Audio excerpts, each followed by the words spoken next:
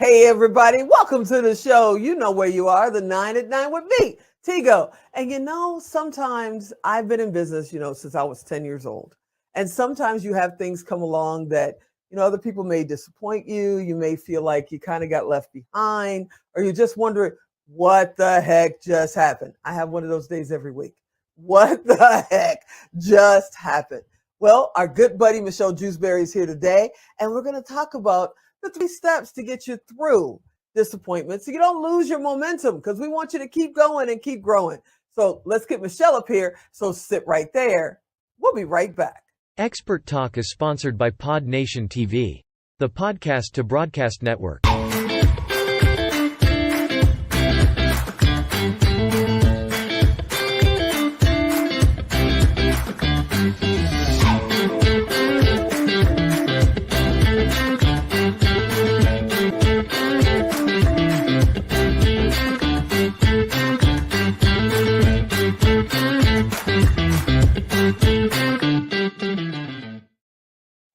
Yeah, you heard me right. We all have those moments. We do. In business, in life, in relationships, where disappointment happens sometimes. And I know that sometimes I just need a little help. So when I need a little help, I call one of my friends, one of my family members, and say, hey, what should I do? How should I handle this? And one of the best to go to is my good buddy, Michelle Jewsbury.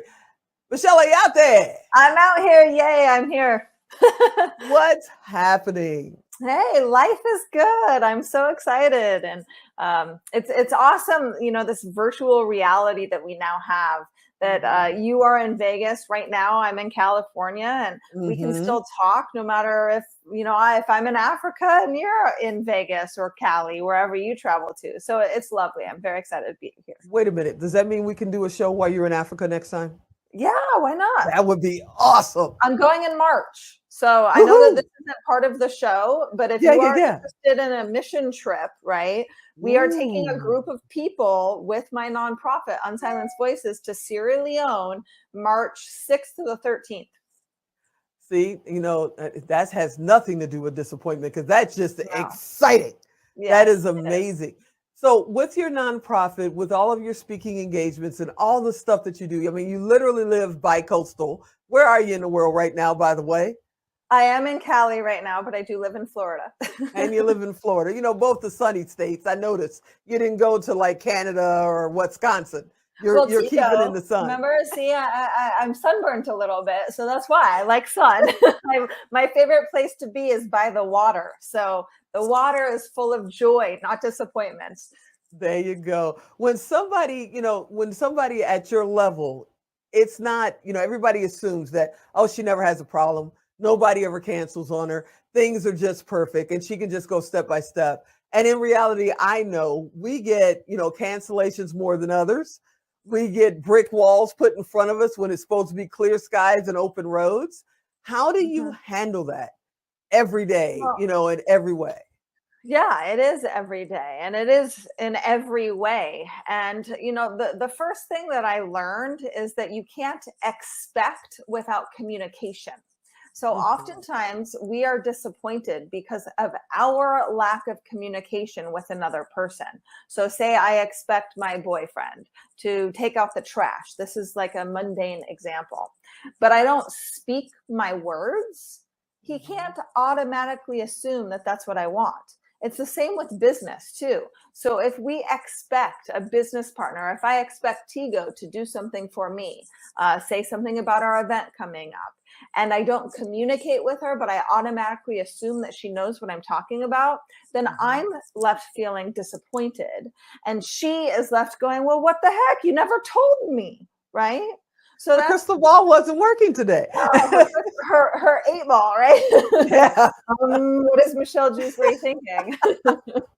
But it is so true. How often do we actually go through expecting something of somebody else without communication? Now, Tigo, you want me to just kind of jump right into the other steps as well? Well, of course. I told you before, I could just hand you the keys, just, wave at me when you're ready. No, go ahead. Jump right in. I'm Yep, like, yep. hey. So I actually just spoke at an event not too long ago with Greg Reed. And Mhm. Greg Reed, he said something very important. He said that opinions and unwarranted advice are like grains of sand. We can choose to pick up the sand and let it sit there, right? Or we can choose to Mhm. open our hand and let the sand go through our hands. Yeah. See, unwarranted advice oftentimes will trigger us. So then we get upset and disappointed in the other person and also in ourselves. However, if we pick up a grain of, or a handful of sand and just let the grains fall through, that's what we Mhm. can do with advice that we don't want to listen to. Advice that may come from somebody that doesn't live the lifestyle that you want. Advice from somebody where they may not know best. So then we won't get disappointed when we just let it fall, right? And I True. loved that when Greg said that. Yeah, I love it. I've heard him say that a couple of times, and I just love hearing Greg speak, period. You know, when you walk away from him, you feel like you can dang near walk on water because and it's real. It's not Mhm. he builds you up in a false way and gives you the superpower or something. He just helps you, you know, take the blinders off a little bit and see the reality and then move forward. And that's what I love about that guy. But yeah, totally understand. Also, Peggy McCall was on not too long ago, New York Times bestselling author, and I get to say she's one of my friends now, but she was talking about that as well. And she says, you know, I love boxing. And she's like, you know, slip and move. And she's like, just move out of the way. When a negativity starts coming your way, she's like, slip. And I'm like, Mhm. it just resonated with me so much that instead of taking it in, let it just go past you. Yeah, You know, exactly. let it get away from you. And that's the same thing that he's saying about the saying. Okay, I'm going Yeah, to shut it up is. because you got two more to go. No, no, no, no. I only have one more to go. Remember, there was only Okay. three. So I love Okay.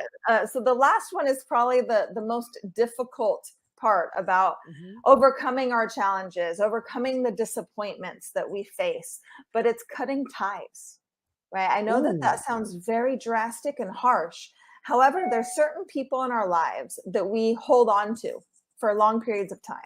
So I'm going to Yeah. give you a brief example of when I was with my abuser. You know, I was involved in an Mhm. abusive relationship for over 4 years, and I stayed with him well longer than I should have knowingly. Like I knew when Mhm. I was involved in that relationship that I probably should escape this relationship. It's not good for me.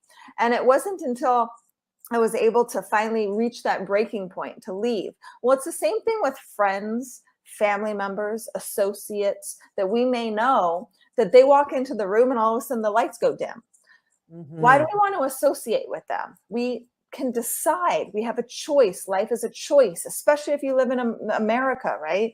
You can choose whether to associate or not to associate.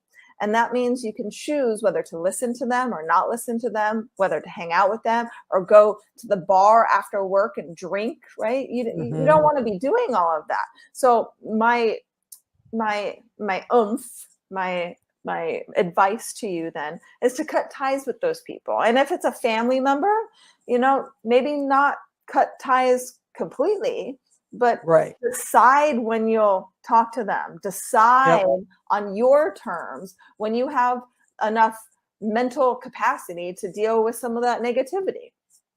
And then what about people that are saying, okay, I hear you, Michelle, and you're right. I need to cut these people, at least cut them down, if not out of my life. Mhm. But, you know, I was raised, you can't be rude.